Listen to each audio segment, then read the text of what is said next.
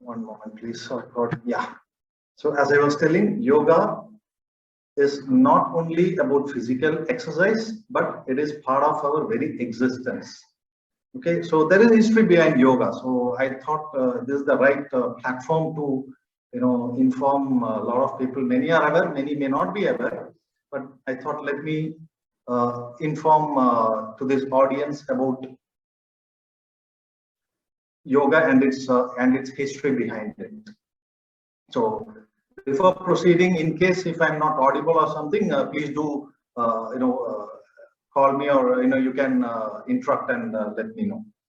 So yoga, actually the guru or the founder father of yoga is Maharishi Patanjali. So Maharishi Patanjali, there is a lot of information about him that not very clear, but still in our history we say that Maharishi Patanjali is the father of yoga, not only on father of yoga, but is also a father of Ayurveda and a lot of other scriptures. So he has written close to 196 sutras. Okay, and these sutras are classified into 4 different chapters, which is primarily called as Samadhipada, Sadhanapada, Vibhudipada, and Kaivalyapada.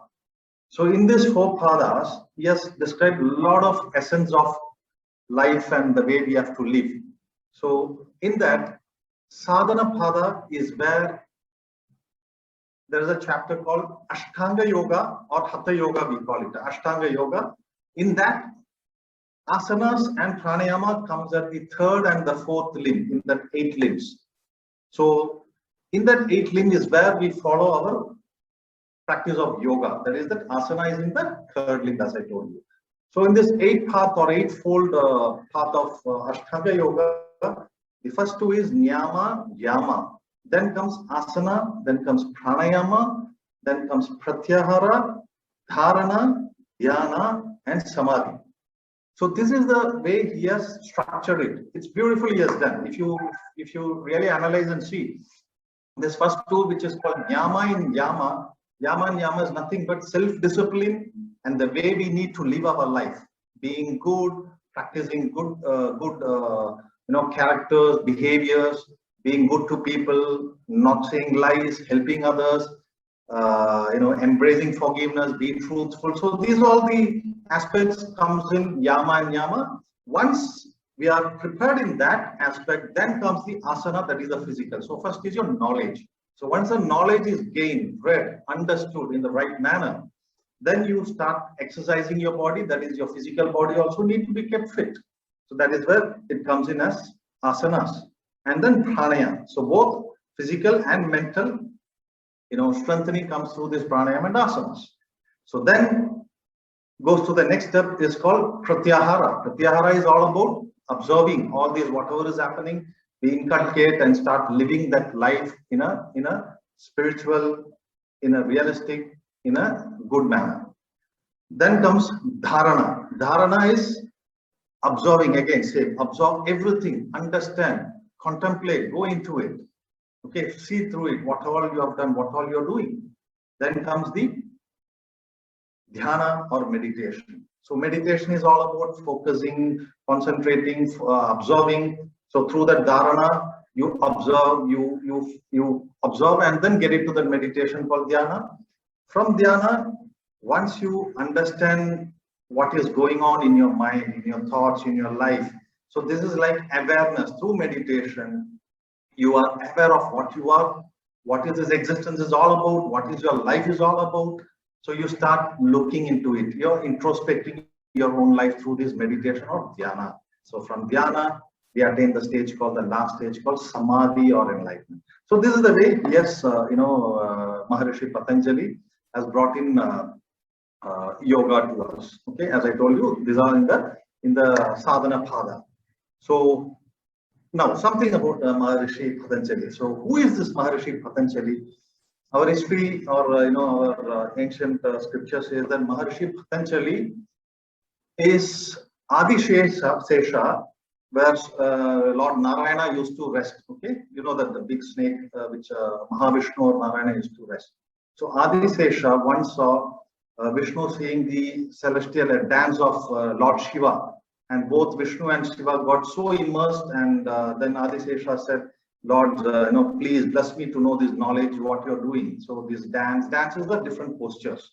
So that is how Lord Shiva taught Maharishi that snake Adisesha, and then Adisesha said that requested them that I should go to the earth and teach mankind about this yoga. And yoga is not about exercise alone, but other aspects also, as I told you. So Lord Shiva blessed Adisesha, Vishnu also blessed, and that is how Maharishi Patanjali came into this earth, born in this earth. He was actually, if you see his photo also, he is half snake and half human being. Hip from below is of a snake's image, and above the hip it is of human nature. So this is about Maharishi Patanjali, and even if you see those his photo, there are a lot of significance we can keep understanding, we can keep probing into that. So what I felt when I saw his photo and those images and all, what I felt is that snake which is in the below the hip and above the hip is human nature is nothing but below hip. That snake is nothing but your Kundalini energy, which is in the Muladhara chakra, which is in the first chakra, which is down in your below your navel. Okay, so from there, so this chakra is where we need to awaken to get the real knowledge of life. So from there, you start, through meditation, through service, through good life. There are a lot of way to do it. In yoga, it is not only in through Hatha yoga you have to do. There are a lot of yoga like Raja yoga, Karma yoga, Tantra yoga, Mantra yoga. Several yogas are there, paths are there where people can choose and progress in them. So what I thought saw is, so is half snake below is nothing but is that Muladhara chakra. So from there you start energizing, your chakra goes, and then it comes into your seventh chakra, which is the Sahasrara chakra. And another significance is he has got 4 hands. Okay, 2 hands will be in this folded position, which implies that I greet you and I bless everybody.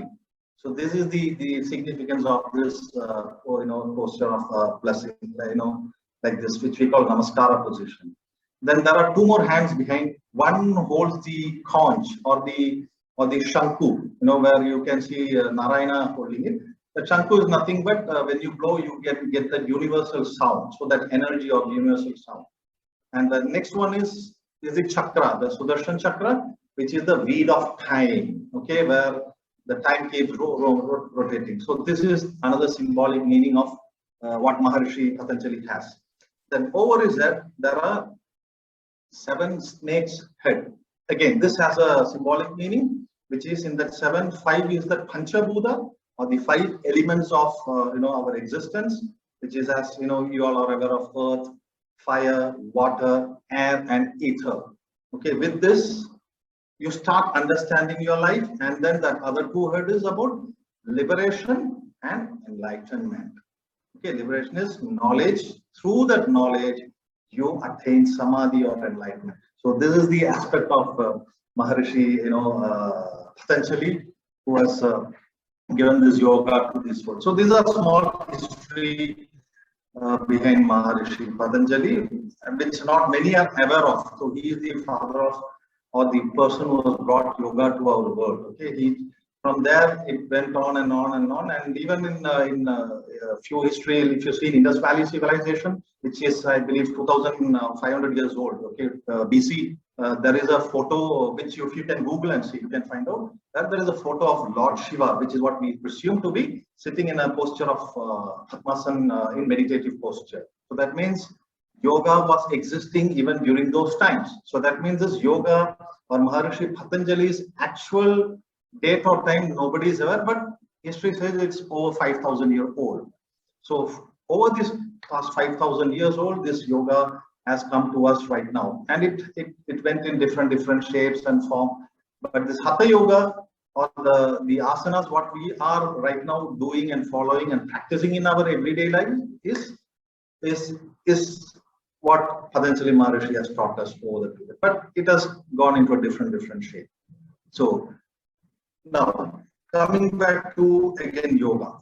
Okay, So in this recent time, what I from my own knowledge, the actual in this last 100 or 150 years, the person who really brought this yoga to this world or made this yoga recognize and look into yoga not only on asanas but also look into India as such is Swami Vivekananda.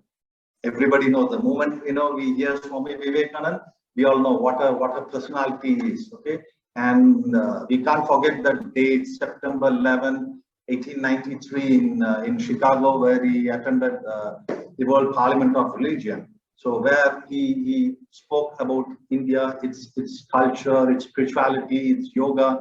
So through Swami Vivekananda, there were a lot of other saints and sages who came in and who presented. So through Swami Vivekananda, I would say is like a person who just really brought this yoga again to life in this last century or so. And from there were other stalwarts like B.K.S. Iyengar, Swami person, then Krishnamachari is there, then Swami Shivananda, Vishnu Devananda. So they are all like a lot of people. And there are a lot of other people, but these are all the people whom I can really remember who brought yoga into this world. Okay, and obvious Paramahamsa Yogananda. We can't forget that great book of autobiography of a yogi, which I would suggest everybody, if get an opportunity, should definitely go through this book, Autobiography of a Yogi. And there is one more person I would like to say who is from UK. His name is Paul Brunton. So he also was searching for truth, which is from UK. He came to India, and that book is called Search in Secret India. The book is called Search in Secret India. Paul Brunton. It's worth studying, where he's met a lot of saints, sages, yogis, and in that one chapter he met a yogi, Brahma. His name is called Brahma, who is an adept in yoga, and he has demonstrated to Paul Brunton about the about the qualities, about the significance of this asana, the physical exercise, and pranayama. He has also demonstrated through certain technique he can stop his heartbeat also.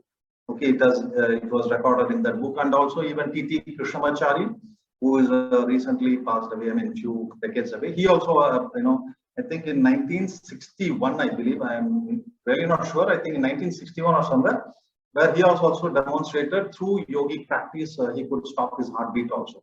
But why I'm saying this is, these are all the beauty, the essence of our yoga. Okay, this yoga, it's not about, again, as I told you, it's not only about physical exercise. It is all about your very existence of your life, how you learn through the scriptures, what our forefathers, our rishis and yogis have left behind us. So this is a beautiful culture, what we have in our country in India, which is called Bharat, or whatever. It's such a spiritual nation which we have. So this is about the basic history about yoga and how it is currently right now. So now, coming back to the yoga aspect, the asana or the exercise part of it. So there are a lot of misconceptions about yoga. Okay, so a few, let me clarify over here. Some people say, is there an age limit to start yoga? Absolutely no. There is no age limit as such. Anybody can start anytime yoga. But the more important thing is always, if for a beginner, please learn from a qualified teacher. Okay, always learn. Beginning of yoga should be learned from a qualified teacher. Never practice yoga reading books or watching any videos. Okay, videos may give you a lot of information with a better clarity and information, but still you should learn through a yoga teacher. Why? Because each one, our body constitution is different, and if you have some medical ailment or medical problem, it's better to inform your yoga teacher, and then he will teach you according to you and your requirement. Because some yoga postures should not be done, people suffering. For example, somebody who's got a heart problem, okay, who has undergone a heart surgery, they should not practice Shirshasana or the headstand position. Okay, so like that. So always, to begin with, You have to learn from a qualified or a yoga teacher. Okay, so next is, as I told you, age is not a limiter. Any age you can start. And some people say, I need to be flexible to practice yoga. No, it's not required. Whatever may be your condition, whatever may be your age, you can always start, but start slow. Don't rush up things. Okay. The next point is comparing oneself with others, which again, I've seen a lot of people saying, I've been doing yoga for so many days or weeks, but my body is not becoming flexible, wherein the other person is getting more flexible. Don't do comparison. Each one is different. Okay. Everybody, each one of you are different. So I'll give you an example over here. This is a very, very big truth, where I just want to convey this. At home, if you see, we have our food every day. Okay, whether your wife prepares or mother prepares or whatever. So all of us in a family, like father, mother, children, or grandparents, we all don't eat the same amount of food, right? Like for example, morning breakfast, we have dosa or chapati or whatever it is. Everybody eats as per their body constitution, right? As per you. One person may eat 3, other person may eat 5, the other person may eat even 1. So does that mean that if you go by a thumb rule, which we generally do in this current world in a lot of things, okay, the thumb rule doesn't apply when it comes to your body. It all depends on each and every one. So I would request, please, whatever you see, whatever you hear, open your eyes, open your ears, and see the truth for yourself. Thumb rule doesn't apply when it comes to your physical condition or your existence. Okay. So it doesn't mean if I eat 10 idlis or I eat 2 idlis, I'm going to become weak or strong. No, it's each one's personal choice and the personal way we bring up our body. Okay, so this you need to keep up in your mind. Then, should I be a vegetarian to practice yoga? Absolutely nothing. Even if you are a vegetarian or you're an alcoholic or you smoke or whatever it is immaterial, you can practice yoga. Because yoga helps you to get out of those kind of habits. Like if somebody is alcoholic or having a chronic smoking, it will help you to leave or whatever. Again, don't get frightened that once I start doing, I might leave my smoking or drinking. No, it's not. It's your choice. Okay, but yoga will help you to understand the difference of what is good, what is bad. Okay, so this is another aspect of yoga. Which don't compare with anybody with anything. Okay, so next is about food. So whenever you practice yoga and other exercises also, don't combine both together. So if you're practicing yoga, please do it morning. If you're practicing morning, then your aerobics or gymnasium, whatever you want to do it in the evening hours. Okay, so don't mix together. And then about the food. So before starting yoga, you need to have 4 hours break after a heavy meal. Okay, and after completing yoga, there's not only for yoga, any form of exercise. Okay, never do exercise with full meal. Okay, give 4 hours gap. And after completing the yoga exercise, give at least 20 to 30 minutes break before you consume anything like food, heavy food or something. If you can have a little water, that's absolutely fine. Okay, so these are all the basic things which people should understand or misconception about what we call in yoga where people have. So then even if you have a medical condition, okay, or if you are unwell, for example, in a day someday you will be feeling not good or unwell with headache or fever, never do any form of exercise, not only yoga, any form of exercise, never do that. Okay, give rest to your body so that the body can recuperate, and then you can start your session after 1 day or 2 days. Absolutely no problem. Okay, you can do that. There is no, it's not required that even if you're unwell that you need to be doing it compulsorily, not required. So the other one is if possible, always doing yoga early morning after sunrise. This is a very important thing. After sunrise, that first couple of hours of the sunrise and before sunset, that 2 hours, 1 or 2 hours before sunrise, is very powerful for us. Okay, that sunlight is very powerful. It has got a lot of vitamin D, which is currently, the talk of the town, right? The whole world is talking about it. So the vitamin D comes in abundance with that sunlight during these two precious hours. So if possible, if you're practicing your yoga, if you can do it in the open sunlight, open air with fresh air, it does a lot of good to you. Whether you do yoga or not doing yoga, if possible, please spend 15 to 20 minutes in a day, in the open sunlight during those 2 hours, early morning or evening, 2 hours before sunset. So this will also help you a lot, both physical and your physical problems also can be rectified.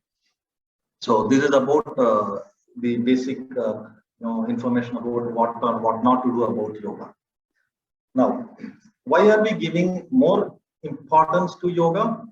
It's about breathing, right? So yoga, if you see from other exercise, why yoga stands out? Because of the breathing. We focus more on the way how we breathe. Okay, that is what we call pranayama. So even in your asanas, we do that exercise with breathing also. Obvious. Every posture comes with breathing. How to breathe in, how to breathe out. Okay. So remember one essence. What I would suggest a lot of people is in yoga. Anything when you're bending down, when you go down, it is always exhalation. Exhalation means breathing out. When you come up, your body, whatever the posture, it is all about stretching and things. When you come up, it is always inhaling. Okay, remember these two things. And we, as I told you, we give a lot of significance, importance to breathing. Why? Is I'll let you know with some few examples. Have you observed that your breathing has more to do the way you behave, your habit, your character? Okay, I'll tell you how it is. See, when somebody is angry or upset, if you see your breathing, it will be very heavy, fast, heavy. But on the contrary, when you are relaxed, if you observe your breathing, it will be very slow, smooth, and subtle. Right? There's one way of seeing. Even walking, when you're doing walking, a lot of people have the habit, right? Morning good walking. So when you walk slow, your breathing is very subtle and smooth. But when you walk fast, your breathing is also heavy. So there, if you see, there is a secret I'll tell you. When you walk fast, you will not be able to think. But when you walk slow, in a rhythmic, relaxed manner, you can do a lot of thinking. Why? The breathing is also very slow and steady.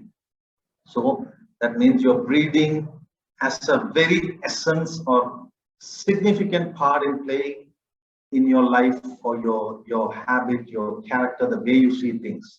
So always be aware of your breathing also. I would suggest, even now when you're listening to me, if you see your own breathing, how you're breathing, observe it. Be aware of your breathing. In a different condition, you yourself can learn through that. Okay, so this breathing is so important in our practice of yoga or asanas and pranayama. Okay, so again, don't do, when you're practicing, one more thing where people do very slow or too fast. Don't do. Moderate in a very normal manner. Okay, don't be too fast, don't be too slow. Okay, do in a moderate way. So the inhale means breathing in, exhale is breathing out. So do it in a moderate way and ensure that you observe and be aware in every posture or any breathing what you do when you practice yoga, and also in your other part of your life also. So here, I would suggest, in case this I keep telling in a lot of my speeches where at office or at home, everywhere, when you get upset, when you get angry, okay, don't react. Pull back, step back. If you can find a place to sit and be with yourself, take a deep inhale and exhale for a few times, maybe 5 to 10 times. I'll tell you, it really relaxes you. Okay. So here I would like to tell you one small story quickly. This story is about a father, in his deathbed. He has nothing. He has no wealth, nothing with him. So he told his son, I'm sorry, I'm leaving you with no wealth, nothing. But I want to give you one parting advice. Okay, a mantra, an advice. Follow this. Your life will be fantastic. Son said, yes, Dad, please tell me. So his father said, whenever somebody shouts at you, gets angry at you, don't react. Okay, just tell them, I will come back after 24 hours. Still, they might abuse you even bad, but don't react. Just step out of that situation, of that person. Then, what is the next mantra? What to do after 24 hours? Whatever comes into your mind after 24 hours, do it. Okay, so what it implies is, when you're angry and upset, you're not in your own control, right? We lose our self-control. We react. Why? Because of our ego. A lot of reasons are there. But when you step back, that 24 hours gives you time to think, to contemplate, to introspect ourselves. Okay, we become calmer and we can see things better. So in that moment, if you see, okay, I have done a mistake and I should go and apologize, please do it. Or if you think the other person has done a mistake, still you think, yes, I value that person and I value myself, still you can go and apologize to him. Absolutely no harm. Here, if you do that, what happens is you are not reacting to your anger. But here I would request everybody who's listening to this session, please always love your family members. Okay, don't carry grudge, anger, frustration to your family. Don't do that. In fact, if you're husband and wife, there is a lot of problems between husband and wife or siblings. So generally embrace this word called forgiveness. In my life, I always three things in my life. That is my Moola mantra. Okay, that is, one, spread love, be truthful, and embrace forgiveness. And especially apply this to everyone, but specifically to your family members. For which, what you need to do is, your ego, that I, that ahankar we call, should be completely crushed. Do not have ego in front of your family, to your loved ones. Don't ever do that. Even if your husband or your wife, your brother, sister, anybody, if they have done a mistake, forgive them.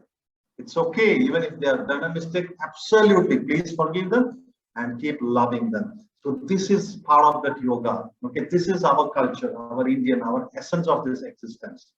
So spread that love, embrace that forgiveness. And yes, at times it might be very unreasonable. You may say, no, that person is eating my head up. No, they don't understand. That's okay. Okay, you can always forgive them. Okay, and through your love, through your energy, you can really transform them. But there are always exceptional cases, obvious. Okay, the exceptional case I'm not discussing. We can't do much about it. The inherent character itself is so vicious in nature, so you can't change them unless and until they decide to change.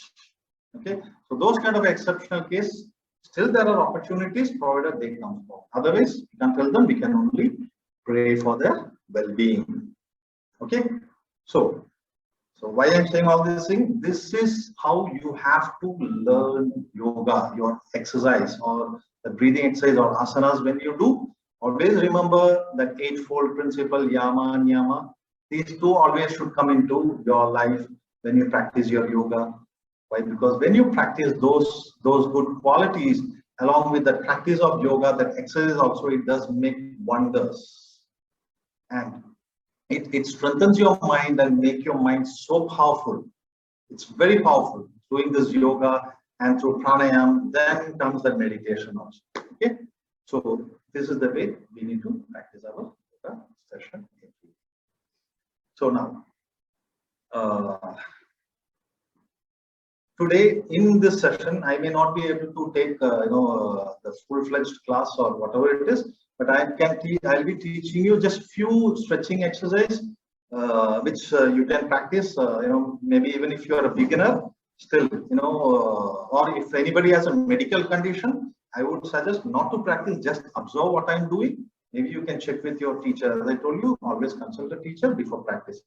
But people who have already practiced or know, obviously, they would be knowing this this stretching exercise. This exercise is nothing but it strengthens your immune system, and people who are suffering from asthmatic condition or allergy, this will help a lot for them. Okay, if they practice this every day. So, so there are 2-3 breathing or the stretching exercise, and 2 breathing exercise, the pranayama I'll be teaching you, and then finally maybe for a few minutes we can do a meditation session also. Okay, since I'm unable to see anybody because all your videos are video and audio is muted, so I'm unable to see any one of you. So I presume that all of you are with me listening to whatever I am saying over here. Okay, so so there are a lot of things I can keep talking about, but since it's already 9:40, we have another session at 10 o'clock. I thought we'll quickly get into our session of yoga. Okay, so what we need to do is first one is about stretching. Okay, I'll stand up and show you how to do it in case if you're able to see me do, and I'll be going back because I'm using my laptop speaker. Okay, so this is the way you have to stand. You have to stand straight. First is called hands in, hands out. Okay, I think my head is not seen. One moment. Yeah, I think now it's better. So first, stand straight, legs slightly apart, hands to the front, palms together. Okay, hope you can listen to me. Then close your eyes and inhale, stretch both hands back in a relaxed manner, and then exhale, bring back together. Again, I'll show you one more time. Inhale, back, exhale, front. So when you inhale and exhale, you need to synchronize your breathing with the movement of your hands. Okay, when you inhale, the inhalation should complete when you go back. Same way, your exhalation to complete when it comes front. Okay, and this you can do to start with 5 times a day, and then increase up to 10 times. Okay, this is one. This is called hands in, hands out. The second one is called sectional breathing. Why it is called sectional breathing is because we are going to do in 3 different sections. Okay, for this, join your fingers together like this. Keep your palm over your chest, and then inhale and stretch your palm, hands up. Then roll your hands like this. You have to stretch it up like this and roll it down. So stretch it up and then exhale down over your chest. Don't keep your elbow like this. Elbow should come down. So again, I'll show you. Inhale, hands up. Exhale, hands down. Okay, so this is one section over your head. Now over your forehead, that is your second. Inhale over your forehead and exhale back to your chest. Once again, I'll show you. Inhale over your forehead and exhale over your chest. So again, while doing, close your eyes and do. Observe your breathing and observe the movement of your hands also. So this is the essence or significance of yoga. Observe, be aware. Okay, so first is above your head. Second is above your forehead. Third one is front of your body. So keep in this position, front of your body. Inhale, front, then roll your wrist and exhale, back. Again, inhale, front, and exhale, back. So this is called sectional breathing. Do it for 5 times in a day. Okay, the next one is called ankle stretch. Ankle stretch means you have to again keep your legs together or slightly away. Okay. This exercise is basically to align your entire body, your nerves proper. Okay. It's very simple. What you need to do is you have to lift your feet up and hands up. I'll just show you with the breathing. But this should not be done with closing eyes. You will fall and without for balance. So open your eyes and do it. Inhale, feet up, hands up, and stretch as much as you can. And take a normal breathing, at least for 10 seconds.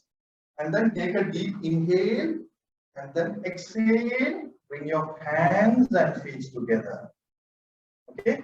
Once again, inhale, feet up, hands up over your head. Stretch as much as possible. Your feet and your hands up. And breathe normal for at least 10 times. Then take a deep inhale and then exhale. Bring your hands and feet together. Okay. So these are the three asanas or stretching exercise you can practice every day. Okay. These three. Sorry. Okay.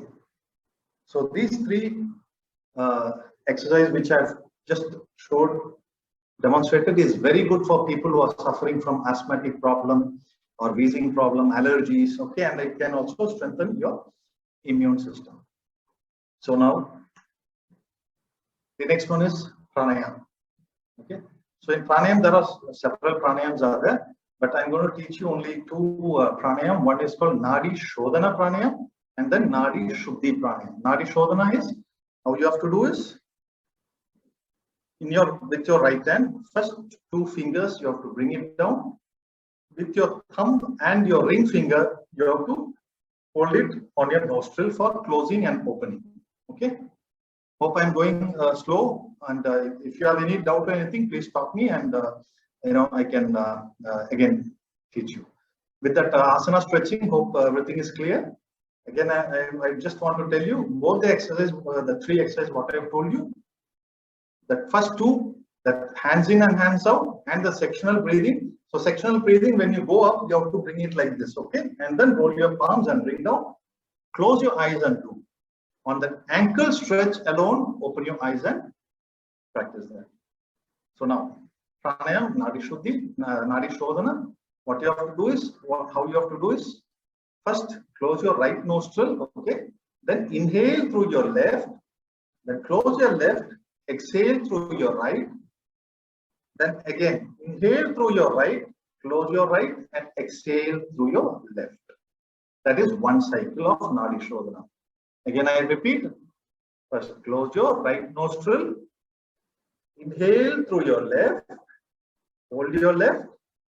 Exhale through your right. Then holding your left nostril. Just inhale through your right. Hold your right nostril and then exhale through your left nostril.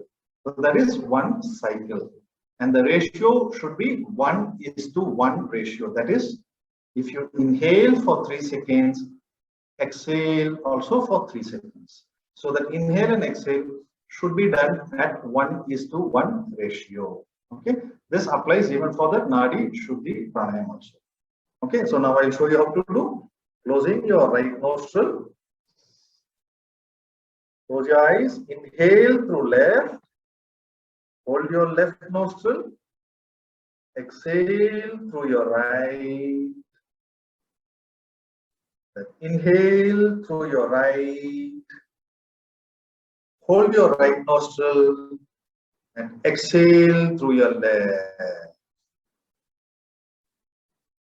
Okay, so I'm unable to see any one of you, so I don't know whether you are practicing or not, it's fine. So this is how you have to do this Nadi Shodhana pranayama.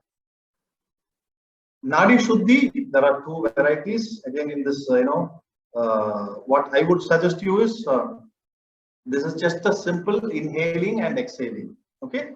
So when you inhale and exhale, it has to be done in 1:1 ratio. So once you complete that 1:1 ratio, that inhale and exhale for 4 to 5 times, Then the next step is meditation. Okay, so with that breathing, I'm going to take you to that meditation session also for a few minutes.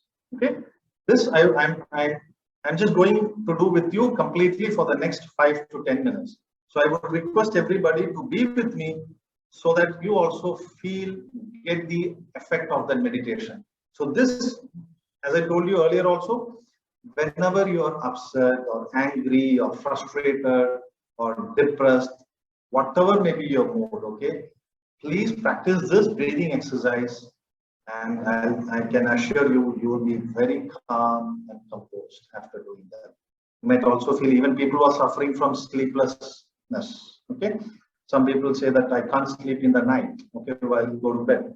What you can do is you can sit in this posture like this, straight, sit, keeping your back straight, and then do this breathing exercise for some time. Automatically you will be lulled into sleep. Okay, for some maybe who has a psychiatric problem, yes, that's a different story. But generally, people, I'm saying for general people, even for those people also, people who have a severe psychiatric problem also, they can practice this, and they can get a lot of benefits through this breathing exercise.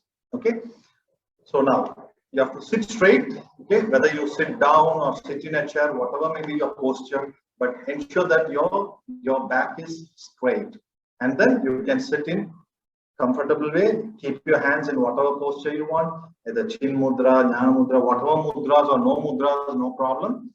Just be comfortable, be straight.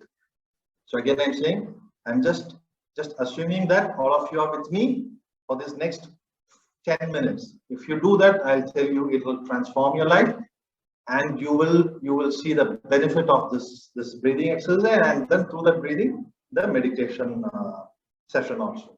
Okay. So keep yourself, either you have your earphone or speakerphone, whatever it is, next 10 minutes, be with me for some time. Okay. Now, close your eyes and take a deep inhale, slow.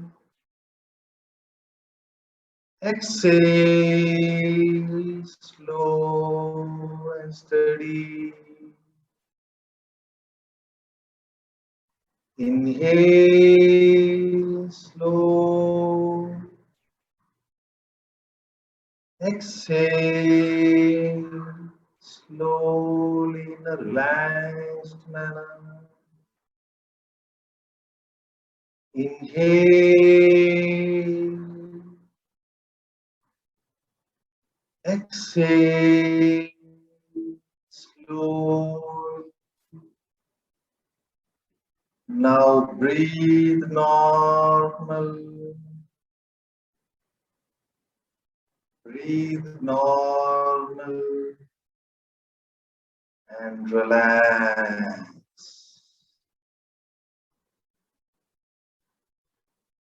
Relax. Relax your body. Relax your mind. Relax. Breathe normal and relax. Your body is completely relaxed. Your mind is also completely relaxed. Relax.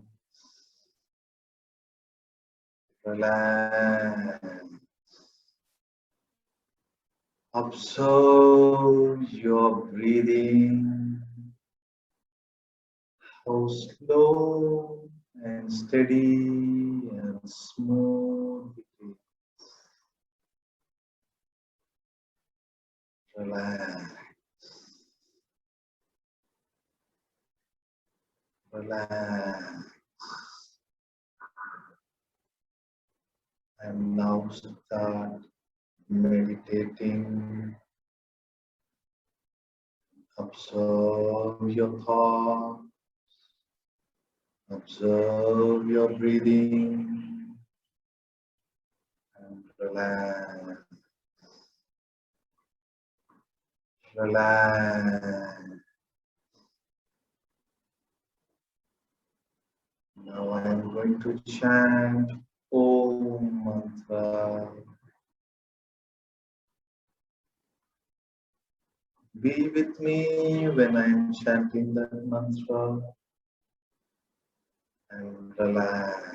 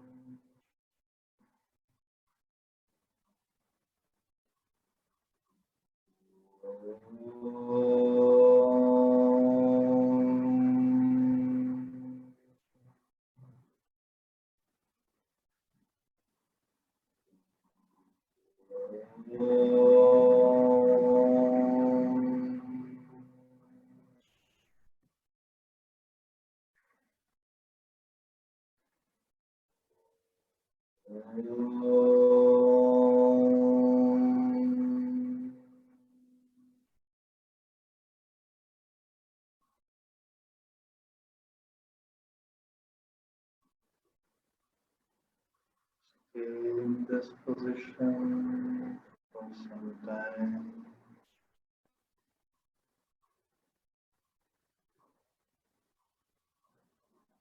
Relax,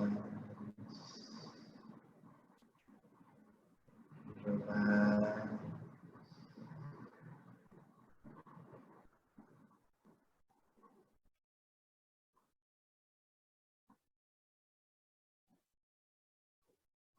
Now take a deep inhale, exhale,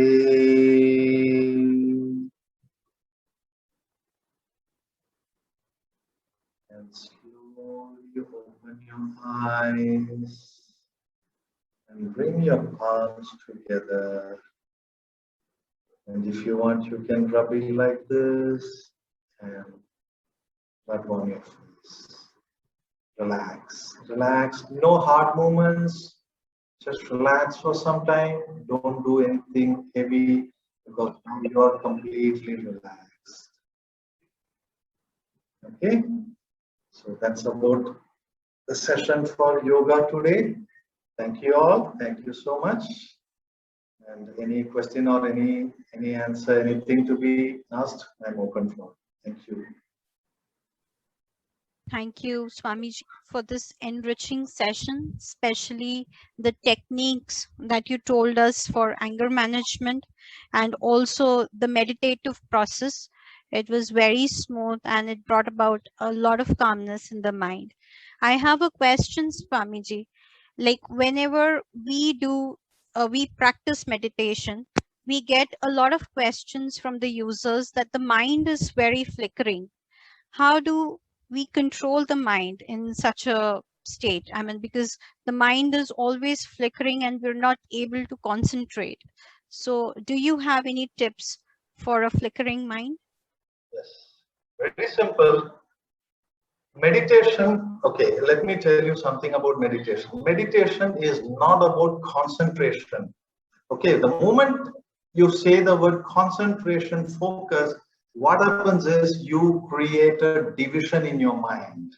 That is why, you're unable to be there. So never focus. For example, now I was chanting Om mantra. Okay. So when you're going to focus on that mantra, your mind will not allow that, because the moment because right now you are being in my energy. So maybe some may not have thought anything because my energy was there with you all. Okay. But when you do it alone, when you chant that mantra, along with that mantra, you will have a lot of other thoughts keep coming and going. So the simple technique is, don't resist your thoughts. Okay. When you resist the thoughts, it creates a conflict inside you, in that mind. Do that. Observe whatever thought comes in, let it come, let it go. Just be a witness to your thoughts. Okay. When you start today, this technique, in the due course of a time, maybe few weeks, few months, few years, depends on each and everybody. Okay. Each one is separate. So you can see that, for example, today, if you have sat for 10 minutes, you have 100 thoughts. Maybe after a few months, this 100 would have become 10 or 20. Okay. So this is one. And two, this is another important thing we need to observe is, when you sit in meditation and complete, what is the kind of a thought comes in? I'll give you a secret over here. The thoughts which comes into your mind are the ones which is pending for your completion. That is, any task, whether it is office job, your personal work, or your office, your home commitment, whatever it is. Those are the thoughts which will keep coming in. Let it come. Be there, because during those times your mind is relaxed, your mind is calm. Even for tricky questions or unresolved problems, you will get an answer. Okay. So never resist your thoughts. Just observe, observe, observe. Observe your thought and you are in it. Hope it clarifies. Thank you. Yes, Swamiji. One more question is that whether it is always necessary to chant a mantra while meditating, or we can sit still and in silence to practice meditation. There is no hard and fast rule in meditation. Okay. Meditation, whether you do mantra chanting or observing yourself, both applies the same. Okay. As I told you, mantra chanting is for a beginner to get the concentration focus and then keep moving forward. Okay. So even you can just sit, focus on your breathing also. You just observe your breathing, observe your thoughts. Obviously, you can't sit still without your thoughts coming and bothering you. Your thoughts are going to come. You be relaxed, be a witness to your thoughts. Be a witness and then keep moving. Keep staying there for some time. So this, over the period of a time, you can see a lot of things happening inside you. Okay, once you get into meditation, some people say, I see visions, I can hear sounds and different things. Okay, these are all part of it, of that process of meditation.